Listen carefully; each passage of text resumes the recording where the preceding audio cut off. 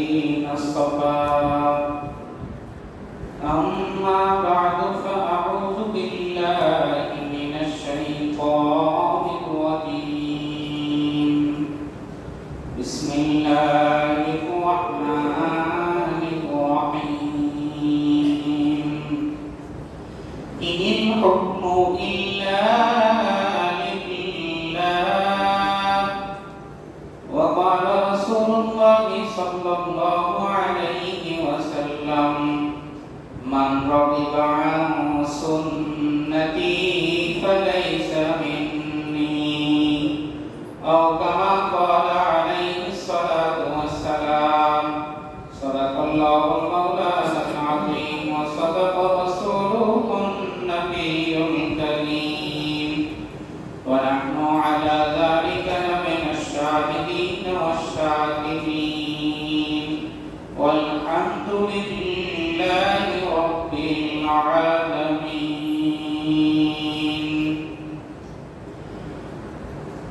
الحمد لله আল্লাহ রাব্বুল আলামিনের দরবারে লাখো কোটি কৃতজ্ঞতা জ্ঞাপন করছি যে আল্লাহ রাব্বুল আলামিন আজকে পবিত্র জুমার দিন জুমার নামাজ আদায়ের উদ্দেশ্যে আল্লাহর ঘরে আসা বসা সেই সাথে তিনি কিছু কথা বলা ও শোনার তৌফিক দান করেছেন। এই জন্য সকলে আল্লাহ পাকের দরবারে কালিমাতু শুকর আদায় করি বলি আলহামদুলিল্লাহ।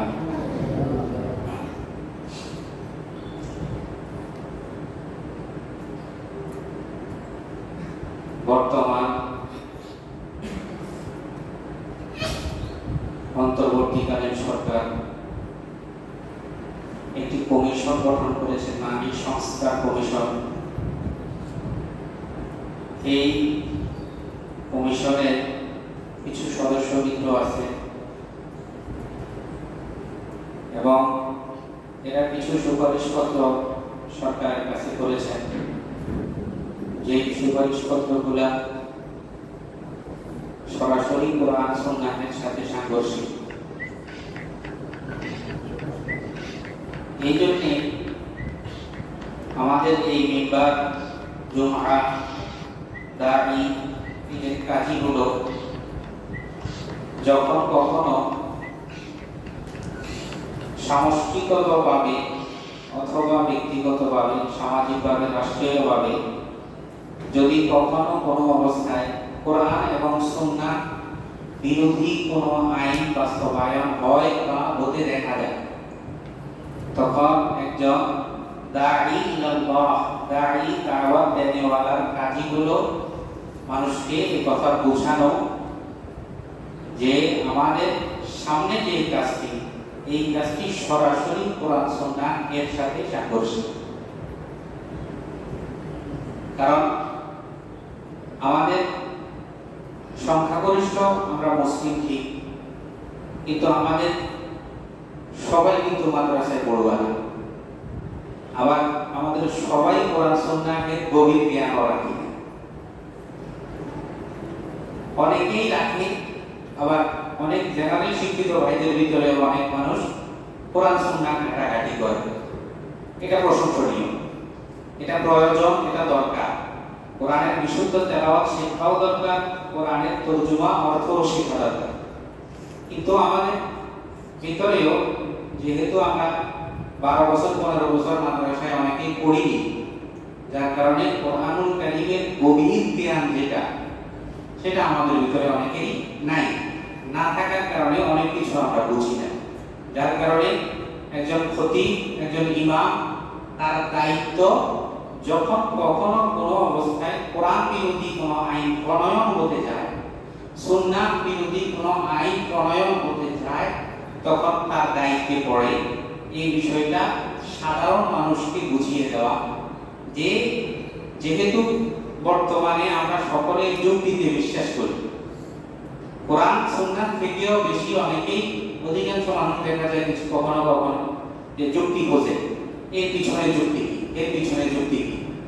অথচ আমরা যুক্তির নাম কখনো ইসলাম না। আমরা আগে থেকেই জানি, একজন সাহাবী হযরত আলী রাদিয়াল্লাহু আনহু তিনি বলেন, যুক্তির নাম যদি ইসলাম হতো, যুক্তিতে যদি ইসলাম চলতো, তাহলে আমার মাথায় ধরে না রাসূলুল্লাহ সাল্লাল্লাহু আলাইহি ওয়াসাল্লাম বলেন মোজার উপরে মাসে করতে, যুক্তি চাই মোজার নিচে মাসে করতে, কারণ যখন মানুষ হাঁটবে তখন ময়লা লাগবে নিচে। তো এই জন্য আলী রাদিয়াল্লাহু আনহু বলেন যুক্তির নাম ইসলাম না, আর ইসলাম গরদান নেহাদর বা তাআত। ইসলামের অর্থই হলো তার ঘাট আল্লাহর জন্য আল্লাহর কাছে বিছিয়ে দেওয়া, মানে আল্লাহ যা বলবে এটা আমার যুক্তিতে ধরুক বা না ধরুক আমি এটা মানব, এটাই ইসলাম, এটাই ঈমান। সুন্নাহ রাসূল যা বলবে সেটা আমার যুক্তিতে ধরুক বা না ধরুক এটা আমি মানব। এই জন্য এই কমিশনে এসে এমন কিছু অনেকগুলো সুপারিশ গত 19 এপ্রিল প্রায় 15টা সুপারিশ করা হয়েছে। এই 15টা সুপারিশের ভিতরে প্রায় 6-7টা সুপারিশ একেবারে কোরআন সুন্নাহর সাথে সংঘর্ষিত। এই জন্য আমাদের সর্বমহল থেকে আওয়াজ তুলতে হবে যে আমার জানের চেয়ে, আমার সন্তানাদির চেয়ে, আমার মাল সম্পদের চেয়ে তথা দুনিয়ার সকল কিছু চেয়ে আমার কাছে আমার আল্লাহ ও তার রাসূল বড়, আমার কাছে কোরআন এবং সুন্নাহ বড়। কোরআন সুন্নাহ মানতে গিয়ে আল্লাহ ও তার রাসূলকে প্রাধান্য দিতে গিয়ে সাহাবায়ে কেরাম কখনো কোনো সাহাবী তার বাবার বিরুদ্ধে তরবারি তুলেছেন জিহাদের ময়দানে, সাহাবী তার বাবার বিরুদ্ধেও তরবারি তুলেছে শুধু আল্লাহকে সন্তুষ্টি করতে গিয়ে। আবার কখনো সন্তান বাবার বিরুদ্ধে, বাবার সন্তানের বিরুদ্ধে তরবারি তুলেছে। কেন? একমাত্র আল্লাহর জন্য। সুতরাং আমরা সদা সর্বদা এই কথা মানব যে আমাদের যুক্তি, আমাদের কে কি বললো, কিভাবে বললো, সেটার উপরে থাকবে আমাদের কোরআন, আমাদের সুন্নাহ। আমাদের সকল কাজে আল্লাহ সন্তুষ্টি আছে কিনা, আল্লাহ অসন্তুষ্টি হচ্ছে কিনা, এই বিষয়টা আমরা খুবই খেয়াল রাখব। দেখেন এখানে যে আইনগুলোর জন্য সুপারিশ করা হয়েছে, সংস্কার, বৈষম্য দূরীকরণ, সংস্কার করতে গিয়ে কোরআনের ভিতরে কি সংস্কার করা যাবে? আপনারা বলেন সংস্কার ঠিক আছে, কিন্তু কোরআনে কোথাও সংস্কার করা যাবে? সুন্নাতে কোথাও সংস্কার করা যাবে?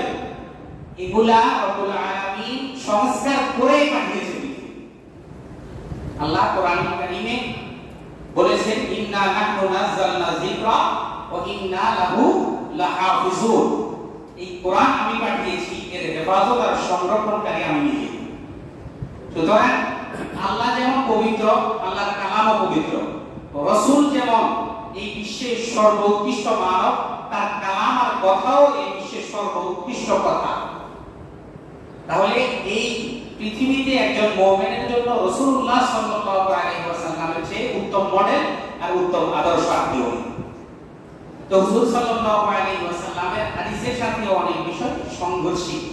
যে প্রস্তাবনাগুলো এসেছে, যারা পত্রিকা লিখেছেন তারা দেখবেন, যারা সুপারিশ করেছেন তাদের অনেককে দেখলে পুরুষ না মহিলা এটা বোঝাও যায়। যারা পত্রিকা দেখেছেন তারা কিন্তু দেখেছেন পুরুষ মহিলার তারতম্য তাদের ভিতরে বোঝা যায়। এখানে প্রায় তারা সুপারিশ করেছে প্রায় 15টি। 1 নম্বর, সংসদে নারী প্রতিনিধিত্ব বৃদ্ধি। 2 নম্বর, উচ্চকক্ষে নারী প্রতিনিধিত্ব, নারী সংগঠনের প্রতিনিধিত্ব, অভিন্ন পারিবারিক আইন প্রণয়ন, নারী যৌনকর্মীদের শ্রমিক হিসেবে স্বীকৃতি, বিবাহিত জীবনে দর্শনকে অপরাধ হিসেবে গণ্য, ধর্মীয় আইনের সংস্কার, নারীর প্রতি বৈষম্য দূরীকরণ, নারী বিষয়ক স্থায়ী কমিশন গঠন, নারী সংগঠনের প্রতিনিধিত্ব নিশ্চিতকরণ, না ভোটের বিধান, নারীর স্বাস্থ্য ও শিক্ষা উন্নয়ন, নারী শ্রমিকদের অধিকার নিশ্চিতকরণ, নারীর বিরুদ্ধে সহিংসতা প্রতিরোধ, নারীর রাজনৈতিক অংশগ্রহণ বৃদ্ধি। এখানে প্রায় 15টা সুপারিশ। এর ভিতরে 6টি সুপারিশ একেবারে ইসলামের সাথে সাংঘর্ষিক। 1 নম্বর, উক্ত সংস্কারের প্রথম যে সংস্কারের প্রথম প্রস্তাবনা, প্রথম সুপারিশ যেটা, সেটি হলো সংসদে নারীর প্রতিনিধিত্ব বৃদ্ধি। তাদের দাবি হলো বর্তমানে আসন হলো সংসদে 300, বৃদ্ধি করতে হবে 600। এর ভিতরে 300 হবে পুরুষ, 300 হবে নারী। কোরআন কারীম রাব্বুল আলামিন বলেন আর-রিজালু কাওয়ামুনা আলান নিসা। কোরআনের আইনে পুরুষ এর অধীনে সব সময় নারীরা থাকবে, পুরুষের অধীনে সব সময় নারীরা থাকবে। এখানে একজন বিজ্ঞানীর নাম উল্লেখ করেছেন, তিনি বলেন পুরুষ আর নারীকে সমান করতে গেলে দেখা যায় শারীরিক গঠনেই তো নারী পুরুষ সমান নয়, শারীরিক গঠনেই তো নারী পুরুষের তারতম্য অনেক বেশি। তিনি বলেন আল্লাহ রাব্বুল আলামিন মানুষকে যে ব্রেন দিয়েছে, এই ব্রেন এর শব্দ এনেছেন তিনি, কি যেন একটি শব্দ ড্রাম, ৬০,০০০ ড্রাম, এটা মেধা শক্তিটা আল্লাহ রাব্বুল আলামিন পুরুষকে দিয়েছে, আর মহিলাকে দিয়েছেন ৪০,০০০। ২০,০০০ মহিলা পুরুষের চেয়ে কম, তাহলে সে কিভাবে অধিকারে পুরুষের সমান হতে পারে? শারীরিক গঠনেও নারী পুরুষের চেয়ে কম।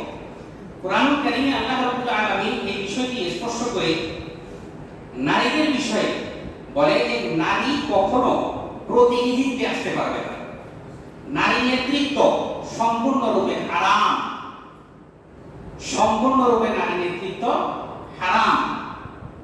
কেউ কেউ বলে যে সুলাইমান আলাইহিস সালামের শাসন আমলে বিলকিস রানী, যারা সূরা নামল পড়েছেন তারা বলতে পারবেন, বিলকিস রানী সুলাইমান আলাইহিস সালামের শাসন আমলে তিনি রানী ছিলেন। এই কথাটা আসলে ভুল। হুজুরের শাসন আমলে সুলাইমান আলাইহিস সালামের শাসন আমলে ছিল ঠিক, কিন্তু যখন সুলাইমান আলাইহিস সালাম ইসলামের প্রস্তাবনা তার কাছে প্রস্তাব করেছে, পেশ করেছে, ইসলামের দাওয়াত দিয়েছে, তখন তিনি সম্পূর্ণরূপে তার আগের ধর্ম ছেড়ে দিয়ে সুলাইমান আলাইহিস সালামের সাথে ইসলাম ধর্ম গ্রহণ করেছে। কোরআন বলে রব্বি ইন্নী যালামতু নাফসি ওয়া আসলামতু মা সুলাইমানা লিল্লাহি রাব্বিল আলামিন। বিলকিস রানী বলে আমার আগের যা ছিল সবকিছু ভুল ছিল, আজ আমি সুলাইমান আলাইহিস সালামের সাথে আজকে ইসলাম গ্রহণ করলাম, আর আমি রব্বুল আলামিনের উপরে ঈমান আনলাম। এরপরে হুজুর আকরাম সাল্লাল্লাহু আলাইহি ওয়াসাল্লামের একটি হাদিস থেকে আমরা দেখতে পাই, হুজুর সাল্লাল্লাহু আলাইহি ওয়াসাল্লাম বলেন লা ইউফলিহুল কওম, ওই সম্প্রদায় কখনোই সফল কাম হবে না, ওয়াল্লাহু আমারহুম ইমরাআ, যেই সম্প্রদায়ের উপরে তার প্রতিনিধিত্ব করে শাসনকর্তা হয় মহিলা, কখনোই সফল কাম ওই সম্প্রদায় হবে না যেই সম্প্রদায়ের প্রতিনিধিত্ব করবে একজন নারী।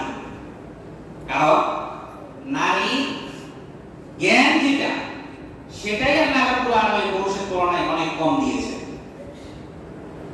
যেখানে প্রতিনিধিত্ব করার যোগ্য অন্য লোক আছে, সেখানে তার চেয়ে নিচের প্রতিনিধিত্ব আনলেই সেখানে ঝামেলা হবে, আর প্রতিনিধিত্ব নড়বড় হয়ে যাবে, আর শাসন ব্যবস্থা ঠিক থাকবে না। যেমন আপনারা জানেন কিসরার বাদশা, পারস্য সম্রাট, তখনকার নৌশেরওয়া বাদশা যখন ইন্তেকাল করে, তখন তার মেয়ে বৌরুন দুস্ত নামে একজন তার মেয়ে ছিল, এই মেয়ে জোর করে ক্ষমতায় বসে। আর এত বড় সারা বিশ্বের ভিতরে তখনকার সময় পারস্য আর রোম, এই দুইটা রাষ্ট্র ছিল সবচেয়ে ক্ষমতাধর। আর এই কিসরা সম্পূর্ণ সম্প্রদায়কে সে ২-৩ বছরের মাথায় সম্পূর্ণ সম্প্রদায় নষ্ট করে দিয়েছে, পুরা রাজ দরবার একেবারে ফাঁকা, একজন নারী। আর আমাদের কাছে মেসেজ দিয়ে আমরা আমাদের খুঁজলেই দেখবো উন্নয়ন আর দুর্নীতিতে আমরা কোথায় কতটুকু আছি নারীর অধীনে থাকার কারণে। এটা সব প্রত্যেকেই আপনারা হিসেব করে দেখবেন যে আমরা কোথায় কতটুকু আছি। এই জন্য আমাদের প্রথম বিষয় যে সংসদে যে সমানতালে নারীর জন্যই ৩০০ আসন নারীর প্রতিনিধিত্বে আসতে হবে, এটা সম্পূর্ণরূপে কোরআন সুন্নাহ বিরোধী। এই আইনের সাথে কোনো মুসলিম একমত হতে পারে না। সে যদি ইমানদার নিজেকে দাবি করে, সে যদি মুসলমান নিজেকে দাবি করে, তাহলে সে কখনোই এই ধরনের আইনের সাথে সে একমত হতে পারে না। দ্বিতীয় আরেকটি আইন হলো অভিন্ন পারিবারিক আইন সম্পর্কে ইসলাম। এই নারীরা বলে যে বিবাহের সময় পুরুষ মহিলাকে যে মোহর দিবে, এটাকে আমরা আমাদের ভাষায় কাবিন নামা বলি, কাবিন যেটা দিবে এই মোহর দেয়া লাগবে। মোহর দেয়া লাগবে না, অথচ কোরআন বলে ওয়া আতুন নিসা আসসাদুকাতিহিন্না নিহলা, তোমরা তোমাদের মহিলাদেরকে তোমাদের মন চায় যেভাবে সেভাবে তোমরা মোহর দাও, এবং ফালা তাখুযু মিনহু শাইআ, মোহর নির্ধারণের পরে জোর করে তুমি এর থেকে মোহর তুমি কমাতেও পারবে না, নিতেও পারবে না। কোরআনে তাই নারীকে ইসলাম সম্মান দিয়ে মোহর দেয়, তারা বলে মোহর দেওয়া লাগবে না, তবে নারী পুরুষের এই ক্ষেত্রে সমান অধিকার থাকতে হবে, যে তালাকের ক্ষেত্রেও বিয়ের ক্ষেত্রেও নারীর সমান অধিকার, আর তালাকের ক্ষেত্রেও নারীর একই রকম সমান অধিকার থাকতে হবে। যেমন পুরুষ তালাক দেওয়ার অধিকার রাখে, ঠিক নারীও চাইলে সে তালাক দিতে পারে। ইসলামিক আইন হলো, ইসলামিক ল হলো, তালাকের একচ্ছত্র মালিক হলো পুরুষ। হ্যাঁ, তালাক সে নিতে পারবে, একজন নারী তালাক স্বামীর কাছ থেকে চেয়ে নিতে পারবে শর্ত সাপেক্ষে। স্বামী যদি তাকে ভরণ পোষণ দিতে অক্ষম হয়, স্বামী যদি তার শারীরিক চাহিদা পূরণে অক্ষম হয়, স্বামী যদি অন্যান্য আরো কয়েকটি ল আছে এই ধরনের কর্মকাণ্ডগুলো যদি থাকে, স্বামী যদি অক্ষম হয়, তখন সে চেয়ে নিতে পারবে যে আমাকে তালাক দিন। আর তখন ইসলামী যিনি বিচারক তিনি এই ব্যাপারে ফয়সালা করে দিলেন যে তোমার এই স্ত্রী রাখার অধিকার নেই, সুতরাং তুমি তাকে তালাক দাও, তখন সে তালাক দিবে। এই জন্য এই আইনটিও একই রকম সাংঘর্ষিক। এরপরে আসুন আরেকটি আইন প্রণয়ন করেছে, বিয়ের ক্ষেত্রে মেয়ে অভিভাবক ছাড়া বিয়ে বসে যেতে পারে। হুজুর আকরাম সাল্লাল্লাহু আলাইহি ওয়াসাল্লাম বলেন লা নিকাহা ইল্লা বিওয়ালিয়্যি, অভিভাবক ছাড়া কোনো বিয়ে নেই, বিয়ে হবেই না, অভিভাবক লাগবে। বলেন যে কোনো মহিলা যদি অভিভাবক ছাড়া বিবাহ করে, তাহলে তার ফানিকাহুহা বাতিলুন বাতিলুন বাতিল, তার বিবাহ বাতিল, তার বিবাহ বাতিল, তার বিবাহ বাতিল। হানাফি মাযহাবে যদিও একটু এই বিষয়ে শিথিল আছে, অন্যান্য মাযহাবে শিথিল নেই, যে বিয়ে যদি সে করে ফেলে, পরে যদি অভিভাবক মেনে নেয় বিয়ে ঠিক, কিন্তু অভিভাবক না মানলে বিয়ে হবে না। এই ক্ষেত্রে তারা বলে যে কোনো অভিভাবকের প্রয়োজন নেই, সম্পূর্ণরূপে সে চাইলে নিজে নিজেই তার বিয়ে বসতে পারবে। এই বিষয়ে তাকে কোন রকম জোর খাটানো কেউ এর অধিকার রাখে না, তার পরিবারের এমনকি তার বাবাও অধিকার রাখে না তার বিয়ের ব্যাপারে, সে চাইলে যেখানে সেখানে বিয়ে করতে পারে। সম্পূর্ণরূপে হুজুর সাল্লাল্লাহু আলাইহি ওয়াসাল্লামের এই হাদিসের সাথে সাংঘর্ষিক। এরপরে আছে পিতার উত্তরাধিকার। জীবদ্দশায় বাবা, জীবদ্দশায় ছেলে হোক বা মেয়ে হোক, বাবা জীবদ্দশায় যদি কাউকে কিছু দিতে চায় সন্তানাদিদেরকে, তখন সমানভাবে দিবে। কিন্তু বাবার ইন্তেকালের পর মিরাস সূত্রে যে সম্পদ থাকবে তারাকা, এই তারাকা লিযাকারি মিসলু হাযিল উনসায়াইন, কোরআনের আয়াত। আল্লাহ কোরআনুল কারীমে বলেন যে এই সম্পূর্ণ পুরুষ, একজন মহিলা যা পাবে পুরুষ পাবে তার ডাবল। ইউসিকুমুল্লাহু ফি আওলাদিকুম লিযাকারি মিসলু হাযিল উনসায়াইন, সূরা নিসা আয়াত। এই আয়াতে আল্লাহ সম্পূর্ণরূপে বলেন যে এই যে আইন প্রণয়ন, যে বাবার তারাকা যে সম্পদ থাকবে, এটা মেয়ে যেমন পাবে হুবহু ছেলে যেমন পাবে মেয়ে এমন পেতে হবে। এটাও সম্পূর্ণরূপে কোরআন সুন্নাহ বিরোধী আইন। এভাবে আরো অনেকগুলো এখানে আছে। মোট কথা এখানে প্রায় 15টার ভিতরে 6টা বিষয় এমন কঠোর, যে বিষয়গুলো যদি কেউ মানে আর কেউ এর সমর্থন করে, সম্পূর্ণ সে কোরআন এবং সুন্নাহ বিরোধিতা করবে। আর কোরআন সুন্নাহ বিরোধিতাকারী সে আর ঈমানদার থাকে না। এই জন্য একজন মুমিন তার ঈমান বাঁচাতে হলে এই বিষয়গুলো বুঝতে হবে, এই বিষয়গুলো মানতে হবে এবং এর প্রতিবাদও করতে হবে। এর প্রতিবাদও করতে হবে যে আমাদের বর্তমানে যে কমিশন গঠন করেছে, এই কমিশনের যে প্রস্তাবনা সুপারিশ করেছে, এই সুপারিশ আমরা মানি না।